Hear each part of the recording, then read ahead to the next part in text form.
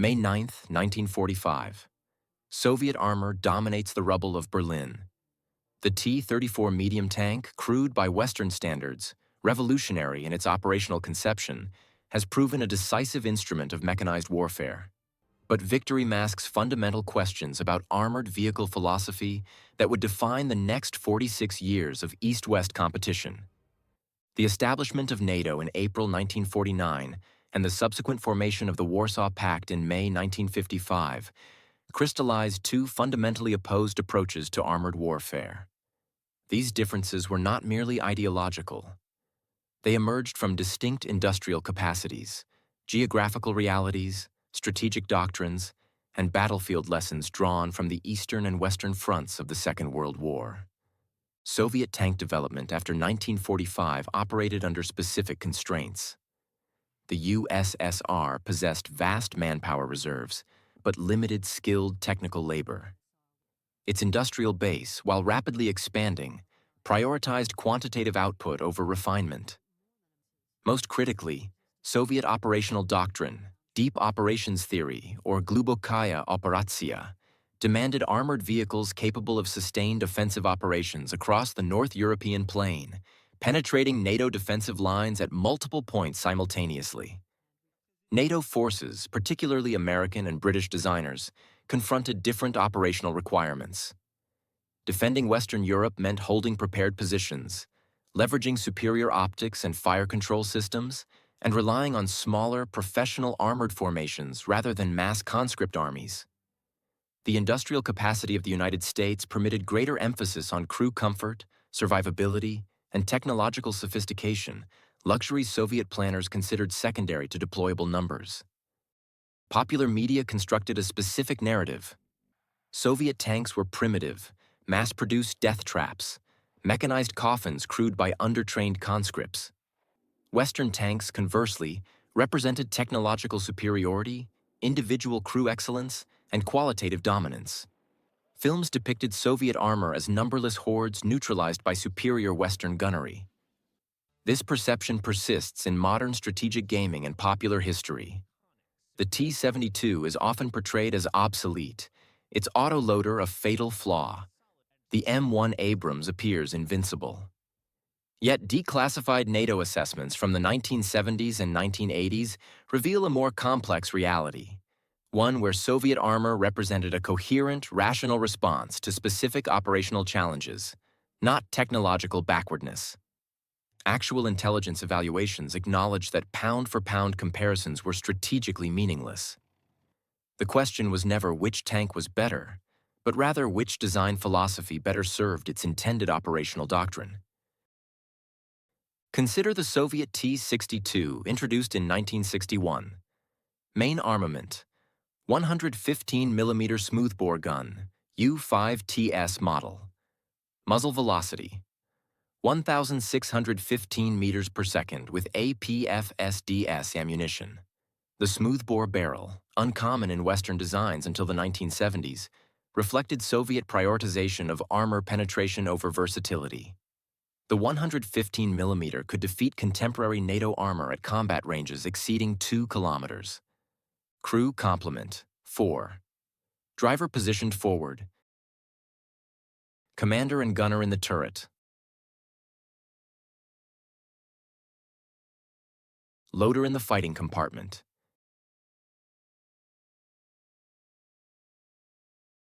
Critical specification: internal volume approximately 11.8 cubic meters. Compare this to the American M60A1 Patton, 13.2 cubic meters. Soviet designers accepted cramped crew conditions to reduce target profile.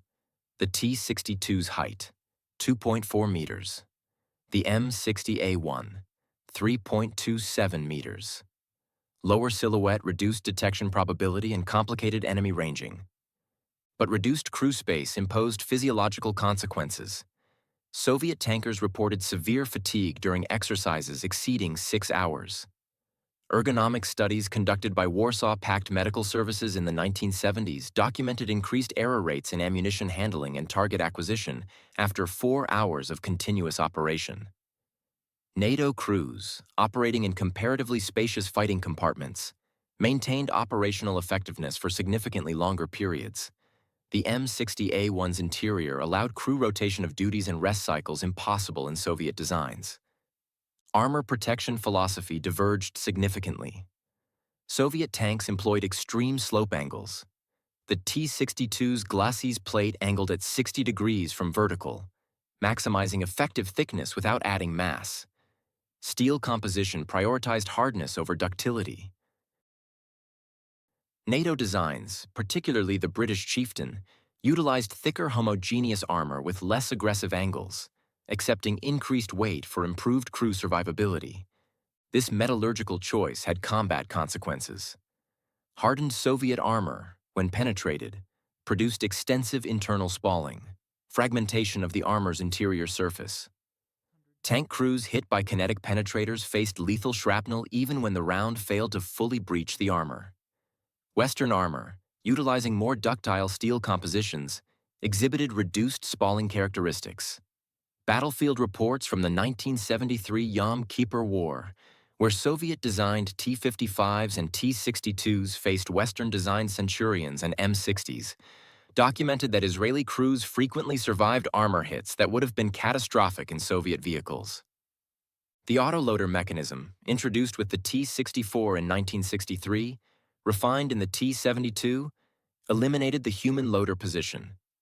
Carousel-type autoloader. 22 rounds stored in armored carousel beneath the turret ring. Additional rounds in hull storage. Rate of fire. 8 rounds per minute. Consistent regardless of crew fatigue. Western analysis fixated on the vulnerability of stored ammunition in the crew compartment. But this design permitted a fourth crew reduction, lowering total vehicle weight to 41 metric tons versus the M60A1's 52 tons. The operational consequences of this design became devastatingly apparent in combat.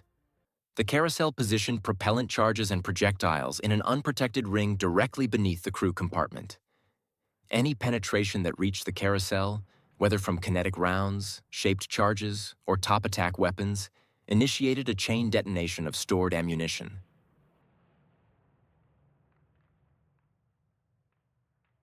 The explosive force, contained by the hull but unrestrained above, expelled the turret vertically with catastrophic force. This failure mode became so characteristic of Soviet-designed tanks that crews termed the autoloader configuration the martyr's belt, a grim reference to suicide bomber vests. Photographic evidence from conflicts in Chechnya, Syria, and Ukraine consistently documents T-72 and T-90 hulls, with turrets displaced 5 to 15 meters from the chassis. Crew survivability in such catastrophic kills, effectively zero. The autoloader traded crew safety for reduced vehicle size and consistent fire rate, a calculated risk that Soviet planners accepted as consistent with deep operations doctrine, which anticipated heavy armor losses regardless of design. Western designs, conversely, incorporated blowout panels and isolated ammunition storage. The M1 Abrams positioned its main gun rounds in a bustle compartment behind the turret, separated from the crew by armored blast doors. If ammunition detonated, the bustle's blowout panels directed explosive force outward and upward, away from the crew compartment.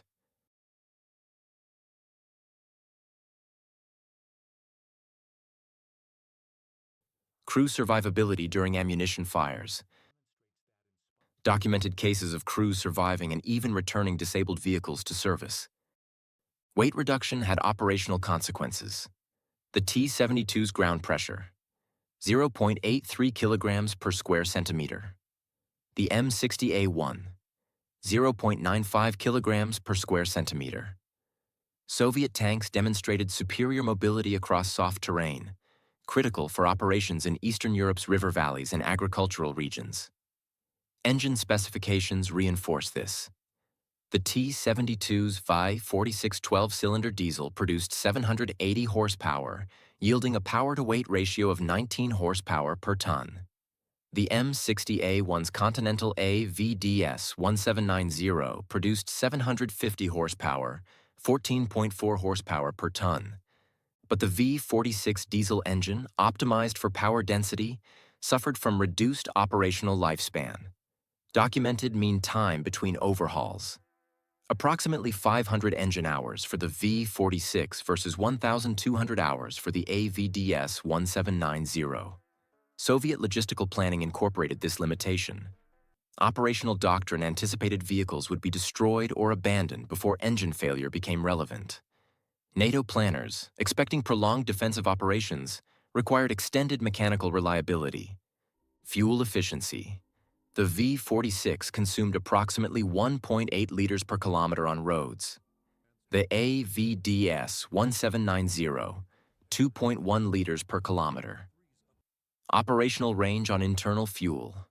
T-72, 460 kilometers. M60A1, 480 kilometers.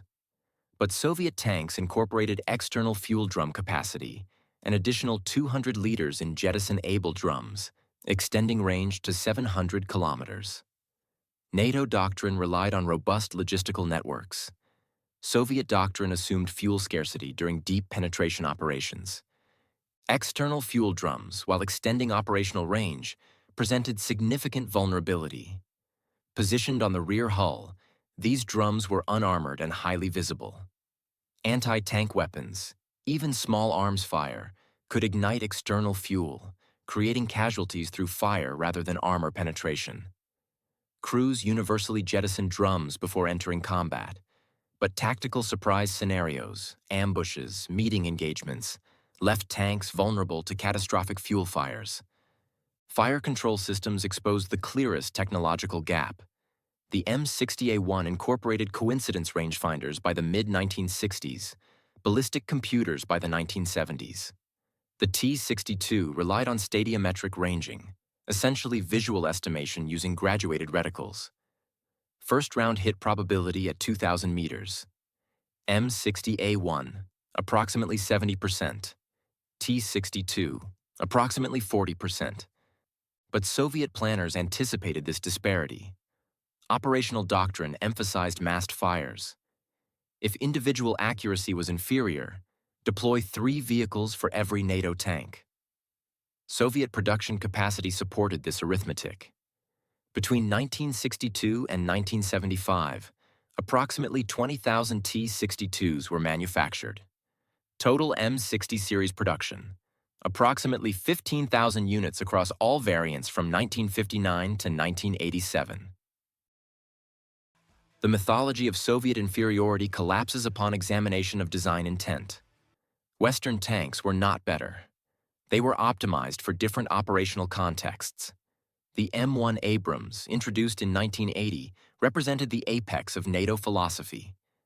A 61-ton platform with a 1,500 horsepower gas turbine, sophisticated thermal imaging, and depleted uranium armor. First-round hit probability exceeded 90% at maximum engagement ranges. The Soviet response, the T-80, also introduced in 1980, pursued a different vector. Weight, 46 tons. Gas turbine engine, 1,250 horsepower. Composite armor incorporating ceramic elements. But crucially, the T-80 maintained the autoloader, the low profile, and the design philosophy prioritizing deployable numbers over individual platform survivability. Strategic geography explains these choices. NATO defended a 1,200-kilometer front with approximately 6,000 main battle tanks in forward positions by 1985. Warsaw Pact plans, revealed after 1991, envisioned deploying over 30,000 tanks in the initial offensive echelon. Soviet doctrine accepted casualty rates exceeding 30% in breakthrough operations, calculating that numerical superiority would achieve penetration despite qualitative disadvantages. Industrial capacity determined feasibility. A single M1 Abrams required approximately 1,200 man-hours to manufacture in 1985. A T-72, approximately 800 man-hours. Soviet tank production infrastructure could sustain wartime output of 2,500 units annually. American production, approximately 600 units annually at peak mobilization. Declassified American intelligence assessments from 1978 acknowledged that in a conventional conflict, NATO forces would face a 3-to-1 numerical disadvantage in armor within 72 hours of hostilities. The qualitative edge of Western tanks, superior optics, fire control, crew training would be diluted by attrition and overwhelming numbers. But the reverse calculation also held. Soviet tanks, individually less survivable, depended on operational tempo and mass. NATO anti-tank guided missiles, attack helicopters, and prepared defensive positions could inflict disproportionate losses if Soviet forces failed to achieve rapid breakthrough. The technological gap was real, but not decisive. Doctrine, logistics, and theater-level strategy mattered more than turret armor thickness. Soviet and NATO tank development represented two rational, evidence-based responses to fundamentally different strategic problems. Soviet designers created vehicles optimized for mass production, operational mobility, and offensive operations across contested terrain with uncertain logistics. NATO designers created vehicles optimized for defensive operations, crew survivability, and technological overmatch in limited engagements. The Cold War never provided the definitive battlefield tests these systems were designed for. Post-1991 conflicts, Desert Storm, the Chechen Wars, Iraq in 2003, involved export variants, asymmetric conditions, and operational contexts far removed from the North European plain scenarios that shaped development. The mythology of Soviet inferiority or NATO invincibility obscures a more instructive reality. Engineering serves doctrine, and doctrine serves geography, industrial capacity, and political objectives. The T-72 was not a bad tank. The M1 Abrams was not an invincible tank. They were different tools, forged by different nations, for different wars.